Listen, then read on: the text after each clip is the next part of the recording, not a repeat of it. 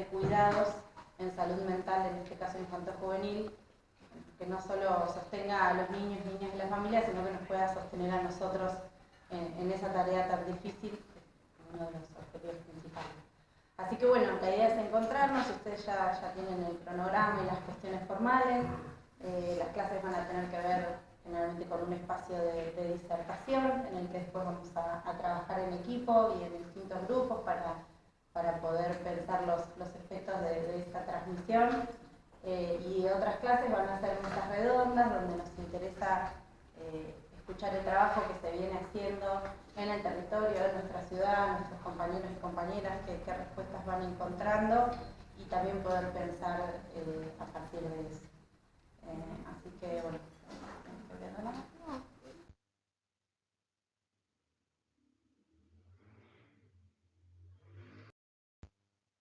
Al hablar de las prácticas de cuidado en salud mental infanto-juvenil, estamos refiriéndonos de manera directa o indirecta a la temática de los cuidados parentales. Cómo estos cuidados parentales son tenidos en cuenta por parte de los equipos y además cómo pensamos esos cuidados parentales y la importancia de los mismos justamente para la subjetividad de las infancias. Muy cerca de la ciudad de Bahía Blanca se encuentra el sitio arqueológico Montehermoso I, conocido como Las Huellas. El mismo da cuenta de la actividad humana de hace 7.000 años atrás. Los pueblos originarios que habitaban esta zona de la provincia de Buenos Aires, de costumbres nómadas, dejan su marca en esta zona. Y justamente lo que podemos observar en este lugar son los rastros de huellas que fueron estudiados y bueno, que los podemos observar cuando la marea lo permite, los podemos observar, y entre esas huellas se observan las huellas de individuos adultos y de individuos de crianzas, y que estudiando las costumbres se trata de los niños jugando y realizando actividades propias de la comunidad, de la recolección de alimentos cerca de las costas. Los rastros evidencian cómo el juego y las actividades culturales para la sobrevivencia de toda esa comunidad, posiblemente un pequeño clan, una pequeña horda, el juego de estos niños se entrelaza con las estrategias de sobrevivencia de la comunidad. Siempre pensamos, ¿no? ¿Qué aprendemos de esta historia? La diferencia entre cultura y naturaleza es insoslayable y lo que define esta diferencia es el trabajo humano, la transformación. La respuesta a los problemas actuales, a los problemas que estamos enfrentando en nuestra práctica cotidiana, no se soluciona con una vuelta al pasado. Esto no se nos escapa porque la vida fluye hacia el horizonte del porvenir permanente, y la forma natural de vivir, la naturaleza misma para nosotros, para los seres humanos, está perdida de manera definitiva. Ahora, el pasado puede irrumpir en el presente con una fuerza arrolladora, y esto lo vamos a hablar un poco más adelante. Hay transformaciones en la cultura que esperemos o las creemos lo suficientemente instaladas para que no se vuelva atrás. Sin embargo, veremos que estos movimientos regresivos de nuestra sociedad están absolutamente vigentes. Estas son las huellas que se pueden ver al costado de la playa. Como verán, estas son las huellas humanas, que es de lo que estamos hablando, ¿no? De grupos humanos moviéndose. Juan Zamaja, que lo hemos leído en otras oportunidades, hace referencia a que los requerimientos pulsionales en tanto seres vivos, marcando esta dimensión de la pulsión como un elemento del bios, entonces que exigencias pulsionales, tanto de los individuos y de la comunidad, tienen que cumplirse de forma perentoria porque son condiciones para la supervivencia y la reproducción de la especie de la cual se trata. Pero en nuestro universo, la familia humana agrega especificidades decisivas que implican una transformación cualitativa fundamental. El paso de la exogamia a la producción de los medios de vida. El conjunto de los determinantes biológicos deberá limitarse a los grados de libertad, que deja abierto el imperativo de las formas posibles de coexistencia social. Y en este sentido, Samaja hace una comparación que podemos retomar y además coincide con parte del planteo realizado por Freud en El malestar en la cultura. La homeostasis que rige la fisiología, la homeostasis de la cual es central en el proceso clínico, la que restituye el equilibrio, el principio que restituye el equilibrio del funcionamiento del organismo.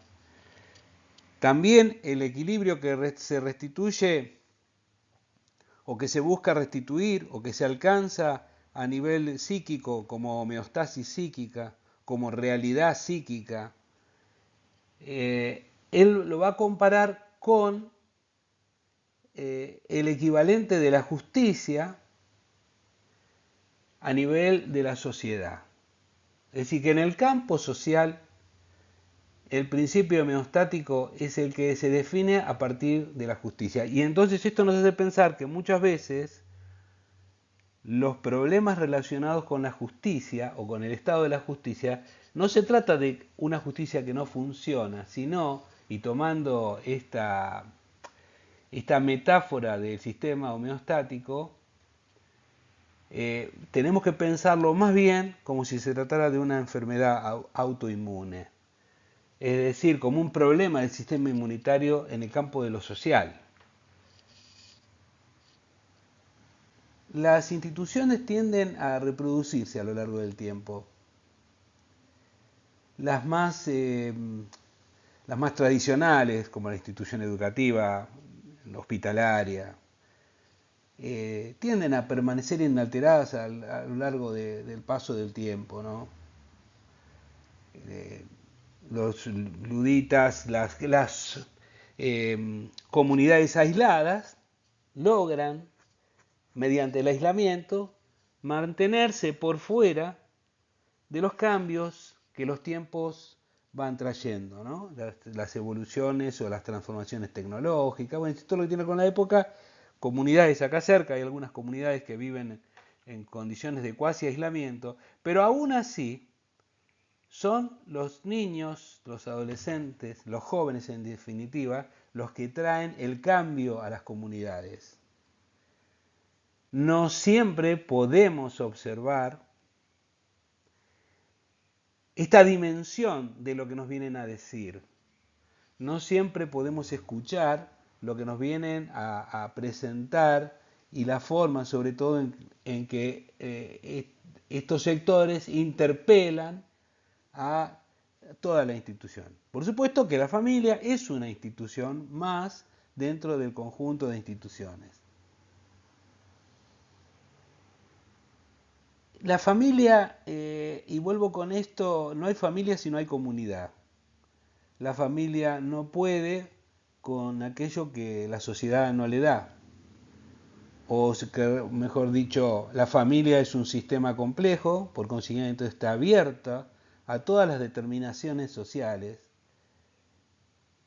y además tiene una historia, por supuesto, ¿no? Esto también es interesante cuando Samaja, para aclarar el concepto de sistema complejo, además de referirse a las interacciones entre los elementos, la indeterminación, bueno, todas las características, él lo define como sistemas con historia, porque la dimensión de la historia es justamente muchas veces lo que se niega en los procesos de medicalización y es alguna cuestión que debemos plantearnos.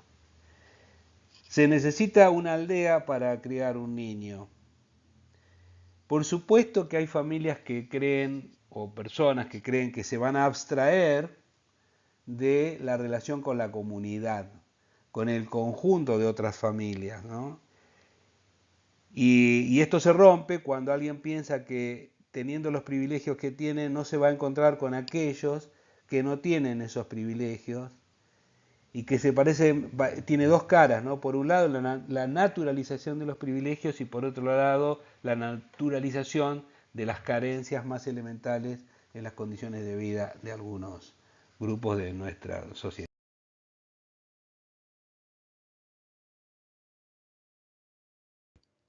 El psicoanálisis, entre otras ciencias sociales, se ocupó de estudiar el origen, las formas de organización familiar, los efectos de subjetivación, de contribuir por lo menos al concepto de lo determinante de los primeros años de vida para la constitución de la personalidad del sujeto, y de resaltar cómo la crianza es la fuente de la diversidad y de las confluencias de la forma de ser de las personas. La familia contribuye a transmitir la cultura y a renunciar parcialmente al trasfondo pulsional de los miembros de una comunidad, a buscar formas de satisfacción de esos requerimientos, pero que permitan la vida en conjunto, la vida con otros, para que la comunidad no se transforme en un todo contra todos y que las cuestiones más elementales se resuelvan a matar o morir y con la fuerza como único argumento. Es necesario entonces, y de ahí el concepto de la comunidad, el concepto de lo colectivo, de constituir e instituir algunos ideales que nos definan como integrantes de un conjunto con derechos y con responsabilidades. Un padre o una madre no pueden hacer lo que quieren con el hijo. En el ámbito familiar también se deben cumplir las leyes. Digo esto en función de lo que hablábamos de la restitución del equilibrio.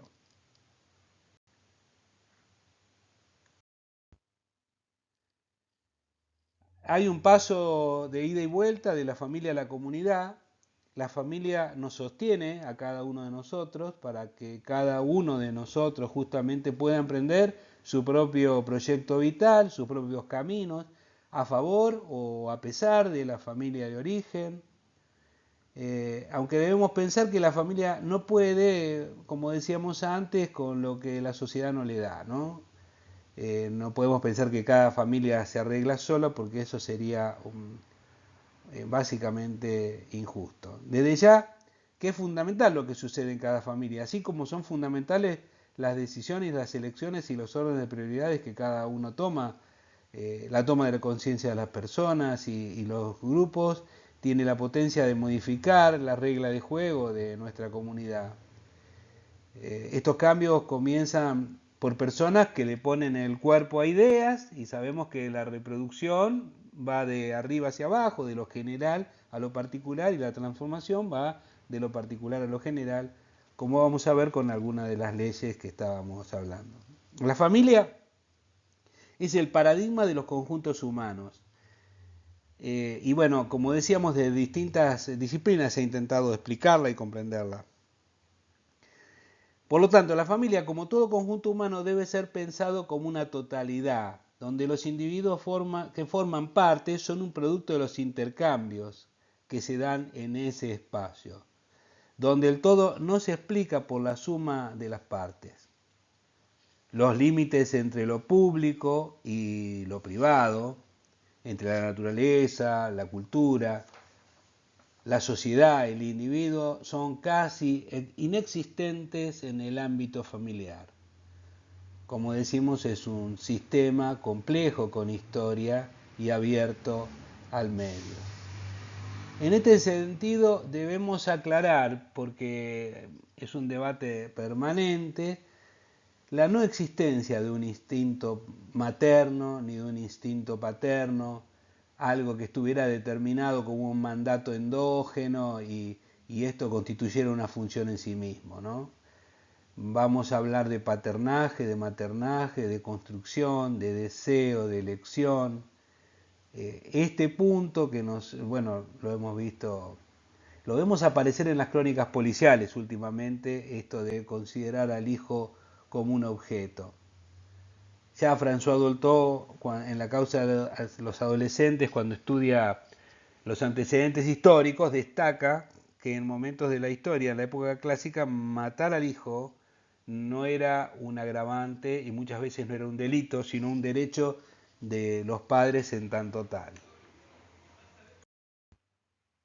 Conservando el concepto de el marco normativo más o menos estable que define a la comunidad y sobre el cual la familia está en relación directa, digamos, nadie debería hacer lo que quiere en el sentido de tener una posibilidad caprichosa de accionar sobre los propios hijos. Hay marcos normativos para esto. En Argentina, la Convención de los Derechos del Niño se incorpora a la ley en 1990 y en el 94 la reforma constitucional se incorpora ahí en la misma Constitución.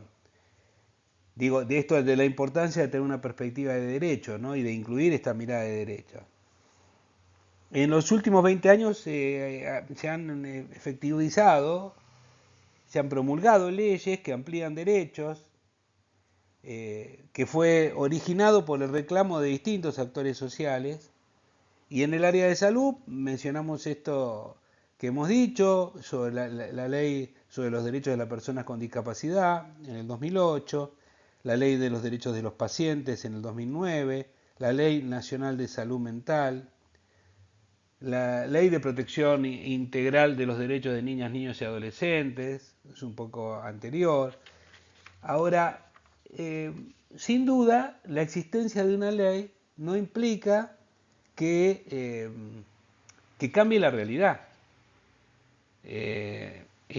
Nosotros tenemos un problema muy serio con el ejercicio y la implementación de estas leyes. O sea, si bien fueron promulgadas, todavía hay resistencias muy importantes y todavía no se han tomado las acciones,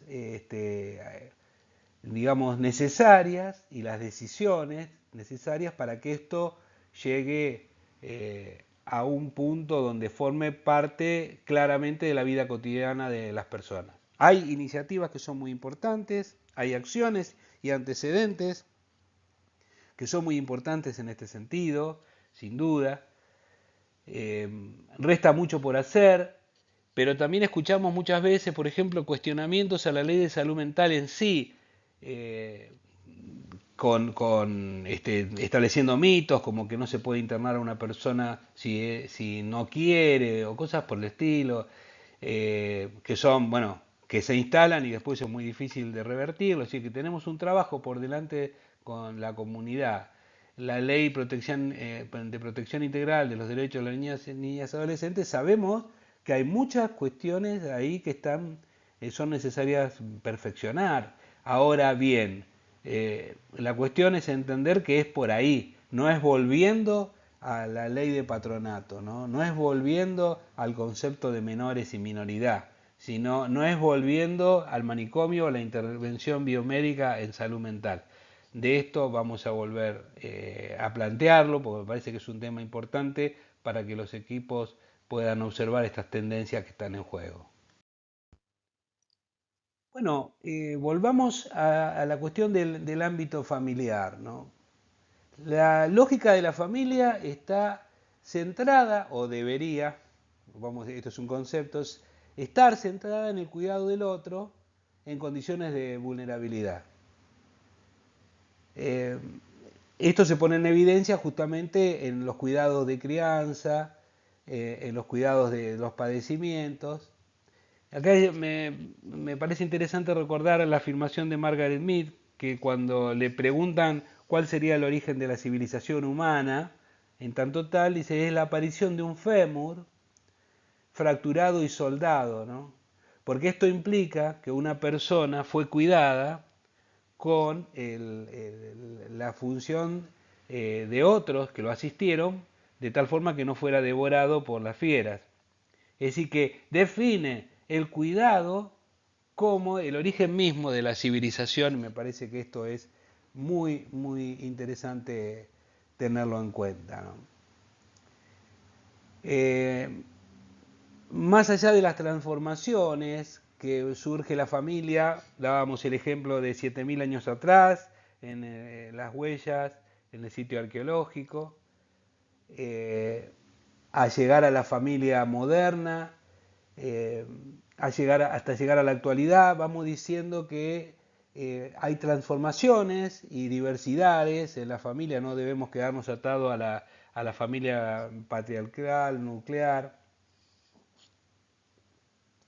Y debemos tener en cuenta que, primero que esta familia, este grupo familiar, unidades familiares diversas, son indispensables, son esenciales para la sobrevivencia, el desarrollo de la cría humana.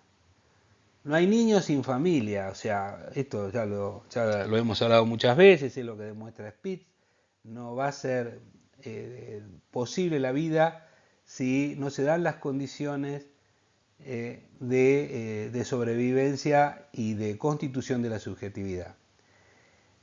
Y estamos frente a una heterogeneidad de las formas familiares que tenemos que considerar la forma en que la familia se articula con lo social y ampliar el concepto de familia y de unidad doméstica para comprender las estrategias familiares de vida y además comprender justamente las estrategias de supervivencia, ¿no? Familiar, sobre todo cuando estamos hablando de las relaciones con la actualidad. Hablábamos, y esto lo destaca muy bien Alicia Stolkiner en la bibliografía que les hemos dado, cuando se refiere a que es preferible hablar de formas familiares más que el término familia, porque ayuda a velar de la diversidad de los modelos existentes de la familia, ¿no? Y esta diversidad de las familias durante mucho tiempo ha sido vista como un desvío, porque el modelo era la familia nuclear, conyugal y patriarcal, que sería lo natural, ¿no? Como decíamos antes. Y bueno, lo que diferencia realmente al hombre del animal es que en la humanidad una familia no puede existir sin sociedad, es decir, sin una pluralidad de familias dispuestas a reconocer la existencia de otros vínculos al margen de los lazos de consanguineidad. Y el progreso natural de filiación solo se puede proseguir a través del proceso social de la alianza. Bueno, siguiendo con el concepto de tener una mirada amplia o ampliada de la clínica que incluya el contexto social, no podemos dejar de reconocer que el momento actual que estamos viviendo, estamos hablando de que hay casi 10.000 niños, niñas y adolescentes que están viviendo en instituciones, que actualmente hay 8, casi 9 millones de niños, niñas y adolescentes que viven en la pobreza.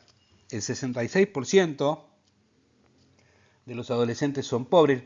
Lo damos como un ejemplo. Esto ha pasado históricamente en distintos momentos. Hay momentos más difíciles, pero siempre es un problema. Ahora, volvemos a una cuestión que es la siguiente. ¿Qué pasa cuando el niño, la niña o el adolescente no cuenta con los cuidados parentales? Cuidados parentales que, como hemos dicho, son un derecho. Entonces, cuando estos derechos no se efectivizan, es necesario que el Estado, a través de sus instituciones, dé una respuesta a esta problemática.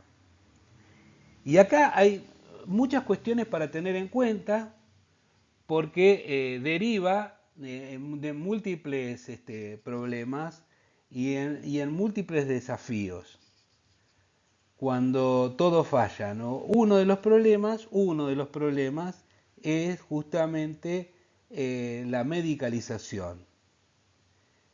Convertir al otro en un objeto de una intervención, o escuchar esa subjetividad y cuidar el desarrollo de esa subjetividad y de la autonomía progresiva. Muchas veces esto se convierte en un dilema y hay una fuerte tensión en volver hacia formas anteriores de acompañamiento y de cuidado. Vamos a decir que si la familia es la proveedora de cuidados y esos cuidados están relacionados con fundamentalmente el proveer los alimentos, el cuidado, el miramiento, el afecto, la empatía, permitir al otro crecer, respetar la autonomía, las intervenciones de apoyo profesional deberían ir en este sentido. Solo para pensar, los datos estadísticos como el espejo de la reina mala, ¿no? Que nos muestra una realidad que nos cuesta ver, pero bueno, acá podemos ver cómo ha ido creciendo tanto la pobreza como la pobreza extrema, es decir, la pobreza de personas que no alcanzan a satisfacer las necesidades básicas, y en este caso de los niños, niñas y adolescentes en Argentina en los últimos 10 años. La empatía, el miramiento, el buen trato deberían formar parte justamente de la restitución de esos cuidados y debe ser lo que se da en ese espacio. Después vamos a volver a qué es el buen trato, qué son las buenas prácticas con niños, niñas y adolescentes. Es decir, no todo vale y no todo debería ser permitido, ¿no? De ahí la importancia de permanecer en una formación permanente de las personas que trabajamos en el campo de la salud mental o en el campo de las instituciones que trabajan con niñas, niños y adolescentes. ¿Por qué nosotros volvemos sobre el punto donde hay una tensión entre la subjetivación y la objetivación? Esta búsqueda de especialistas permanentes para intervenir. Nosotros hemos planteado la necesidad de trabajar con una perspectiva del primer nivel de atención y una atención integral, porque entendemos que, primero, que no va a haber una respuesta integral que sea desde un punto de vista especializado, digamos.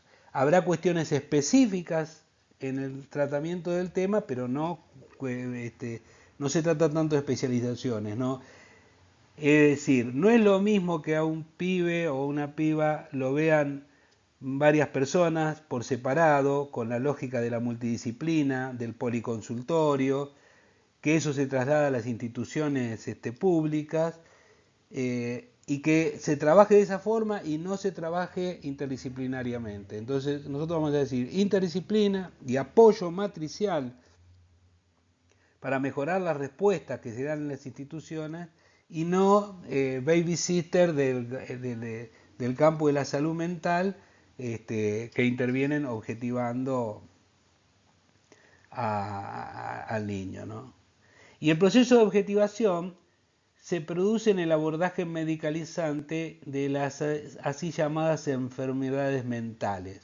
Me parece que esta puntualización que realiza Stolkiner es muy interesante, porque se realiza por un triple movimiento: individualizar el proceso de salud, enfermedad y cuidado, o sea, ese proceso de individualización, separarlo de la comunidad; reducir el padecimiento psíquico a la psicopatología, ¿no? Reducir el padecimiento psíquico, es decir, reducir el sufrimiento psíquico a la psicopatología, y luego ontologizar ese cuadro psicopatológico y darle el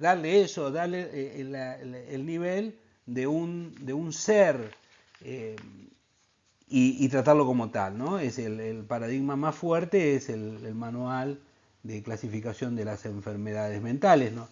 La, la biomedicina crea, como dice Friedson, la biomedicina crea las posibilidades sociales para representar a la enfermedad. De tal forma que la enfermedad termina siendo un estado social que un ser humano puede asumir como propio, con lo que nosotros sabemos lo que esto significa, ¿no? Parece un ejemplo interesante que viene al caso, al menos en parte, sobre el funcionamiento de las instituciones de salud, que las infecciones hospitalarias, las infecciones que se producen mientras una persona transcurre en una internación hospitalaria, se denominan infecciones asociadas al cuidado de la salud. Debido al incremento de los procedimientos ambulatorios y con el objeto de acercar su significado al concepto de calidad de atención y de seguridad del usuario.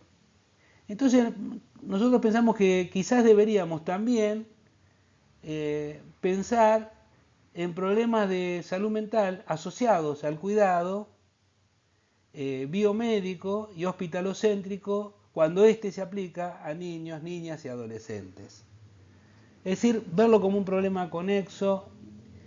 Hay que entender que, digamos, volvemos a tomar esta cuestión de qué es el sufrimiento mental. Y que por sufrimiento mental nos referimos a aquellas expresiones sintomáticas que en el límite de lo somático producen afecciones dolorosas, reales e imaginarias en el cuerpo de los sujetos y o en las tramas relacionales a nivel individual o a nivel colectivo y o colectivo. Trabajar en salud es sumergirse en disciplinas normativas, esto sin duda, digamos, porque en tanto implican un concepto que en el mejor de los casos es sobre la salud, ¿no? Pero que en la realidad en general se centran en el paradigma de la enfermedad. Por eso dice que un individuo sano es un individuo no suficientemente estudiado, ¿no? En la lógica hospitalaria. Si buscas siempre vas a encontrar algo que pueda ser catalogado en términos de enfermedad. En una visión positiva, centrarlo en la salud, pero siempre nos posicionamos en un lugar donde vamos a identificar un problema, que como sabemos un problema es siempre producto de una acción subjetiva. Es producto de un observador que define la situación. Bueno, decíamos que en el abordaje de las problemáticas de niños, niñas y adolescentes, uno de los grandes problemas del modelo biomédico, la medicalización, es que apunta también al retorno de cuestiones que tienen que ver con el patronato, digamos. Las formas del patronato. Pero las formas del patronato porque fueron esto, ¿no? En la ciudad, en nuestra ciudad del año 1906. Se funda el patronato cerca de la fundación misma de la ciudad cercano en los tiempos, producto del problema urbano, que significa de algunos niños, niñas que eran abandonados o que las familias no contaban con el apoyo suficiente para criarlos y eran sustituidos mediante una ley. Y esas acciones de cuidado estaban en principio en manos de las instituciones de beneficencia, de caridad. Va a tener una acción importante el higienismo, una perspectiva higienista que va a dar lugar a este tipo de acciones que eran una primera respuesta social al problema. El problema de los niños, de las niñas, obviamente, o quizás no tan obviamente, pero debemos ponerlo para pensarlo, está relacionado con las inequidades de género. Y con las inequidades sociales, por supuesto, en términos generales. Estos niños abandonados eran cuidados entonces por mujeres que tenían cierta posibilidad económica de organizar estas instituciones de beneficencia, u otras mujeres, como es el caso de las monjas,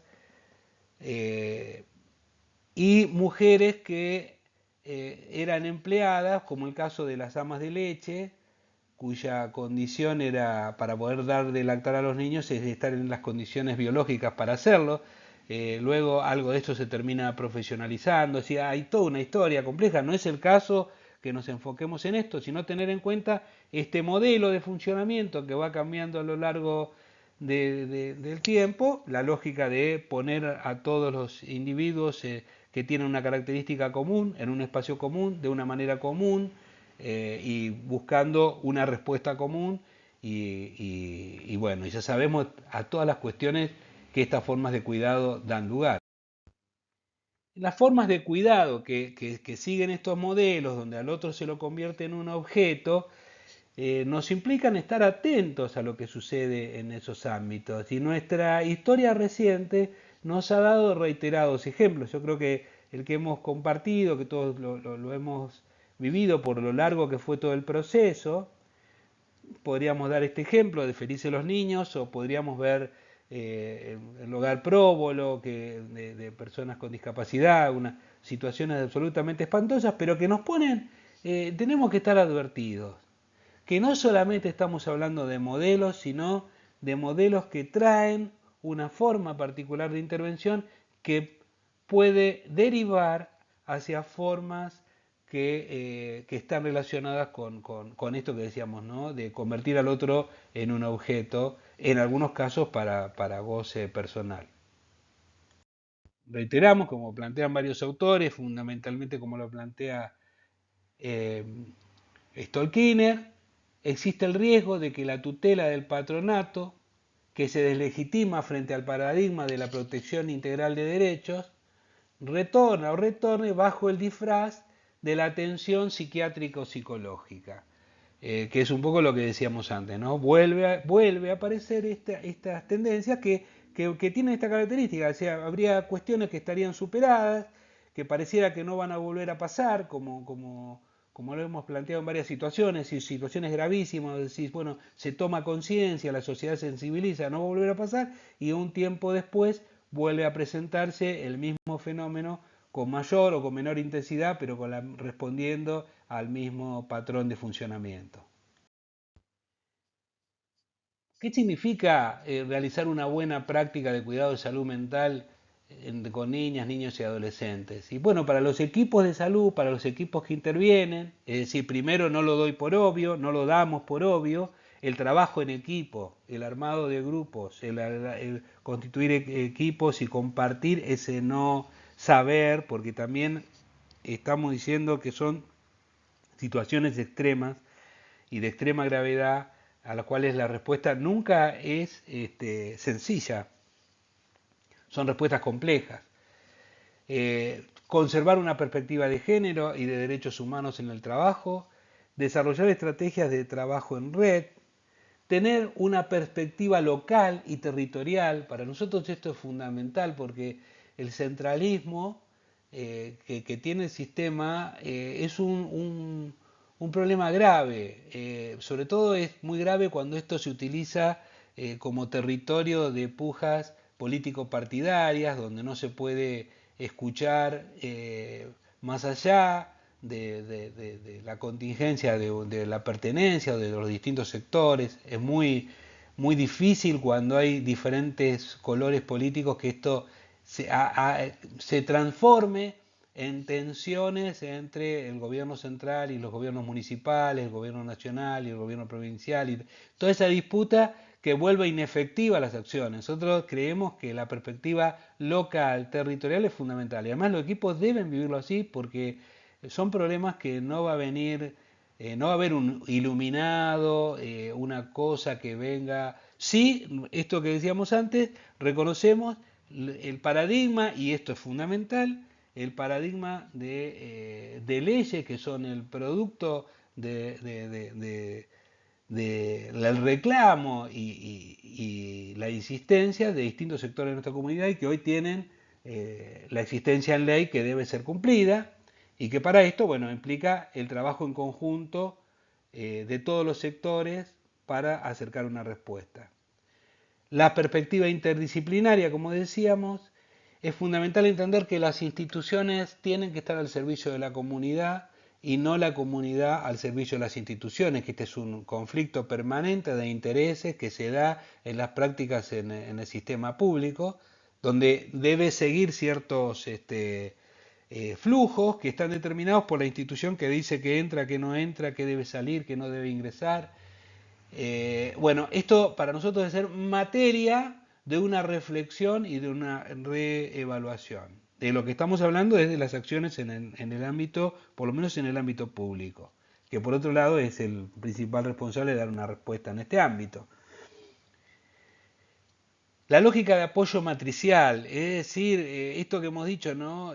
Suponer que hay un especialista en trastorno de alimentación, un especialista en adicciones, un especialista en adolescentes, un especialista en maternidad adolescente, distintas cuestiones que se caen cuando nos encontramos con una niña que tiene un consumo problemático y además está embarazada, pero todo eso está en una sola persona. En este sentido, el apoyo matricial y empezar a transitar un camino que ponga en cuestión los mecanismos más comunes, como por ejemplo la interconsulta, que ha ido derivando la interconsulta en una derivación, justamente, ¿no? Cuando la interconsulta debería ser, si yo no sé qué hacer, yo pregunto para saber qué hacer.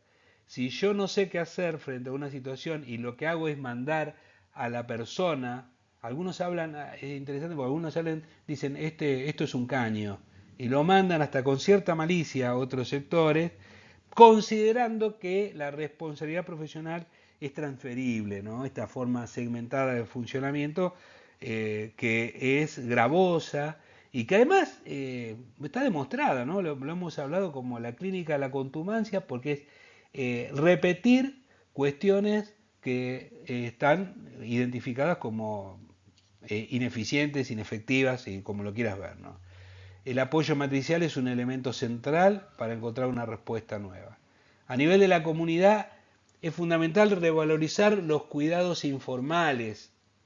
En este sentido, seguimos a Foucault, digamos, necesitamos más desarrollo de las tecnologías del yo y darle lugar que le podemos dar en todo caso a las funciones del principio normalizador que nos lleva a diferenciar personas y grupos de manera tajante, pero que no siempre implican una transformación. En este punto, para las instituciones de salud, hay dos temas que son,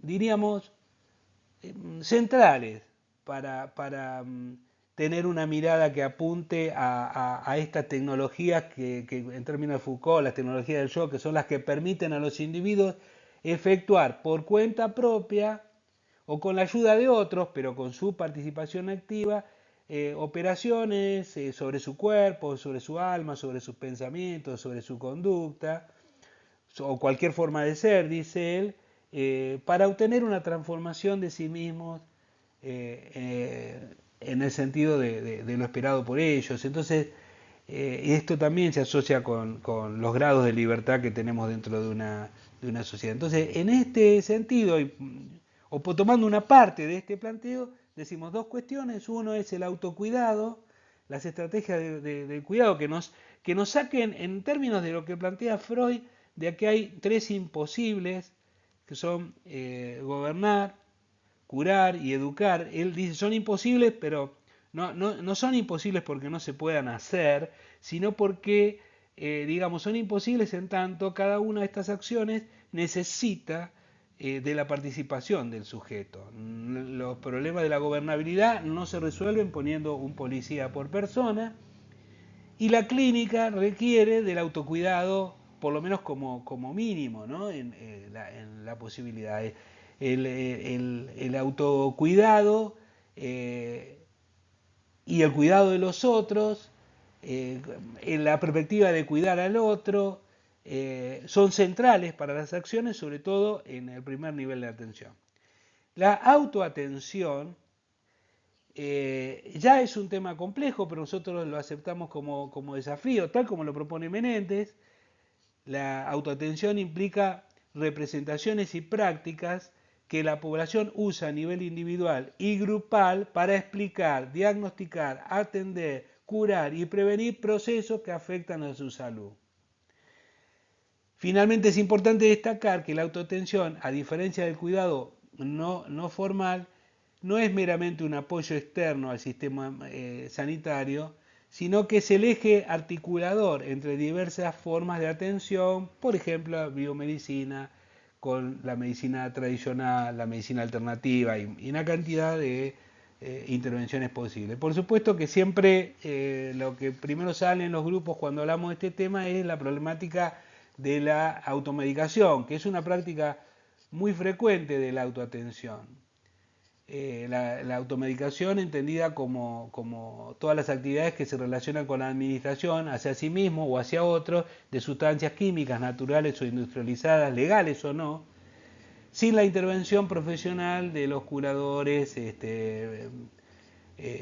los médicos o tradicionales o alternativos, que buscan aliviar o eliminar esta práctica, el sufrimiento o producir estado de placer, concentración mental, mayor rendimiento físico, éxtasis emocional. Esta es la ampliación que hace Aguirre en su trabajo, que también lo hemos puesto en la bibliografía. En definitiva, nosotros marcamos, sabemos que es un tema polémico, pero que es un tema que debe ser debatido, debe ser pensado hacia dónde vamos con los cuidados.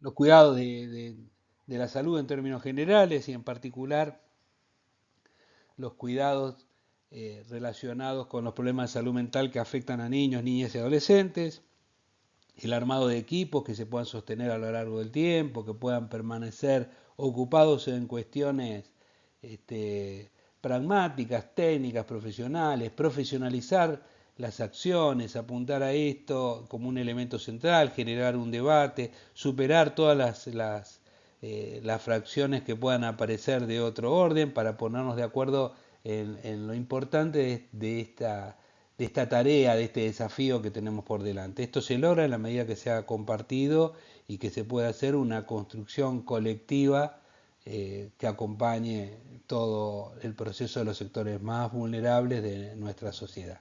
Bueno, seguimos más adelante.